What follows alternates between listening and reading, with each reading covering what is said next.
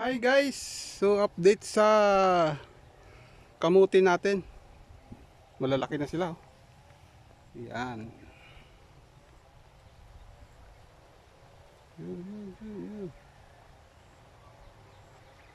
Hanggang doon sa kabila guys. Meron pa tayo doon sa kabila. So hindi ko na napuntahan kanina.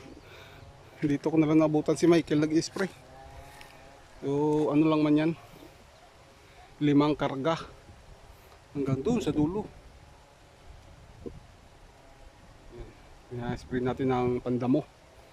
Pinanatan natin ng one side tsaka yung ano tawag dito omini. Yan. So matataba na sila. Yan, ayun. After 1 month, wala pa to isang buwan kasi. Ulitin natin yung araro sa gitna na yan. Yan, lahat yan. Hanggang doon sa kabilang bukid. Mayroon pa tayo doon. Ngayon, dami kasing damo. Oh, pamatay damo yung tinira natin dyan ngayon kay Michael. Michael tumitira. Michael ang malakas. So, pabalik na siya. Yan. Sipag yung bata na yan.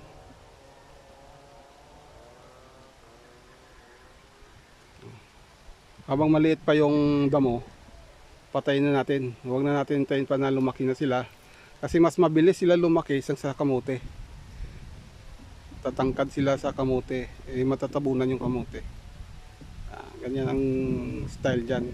Which is hindi ko rin alam na sila din ang nagsabi na ganyan. So silang farmers dito, sundin natin. Yan.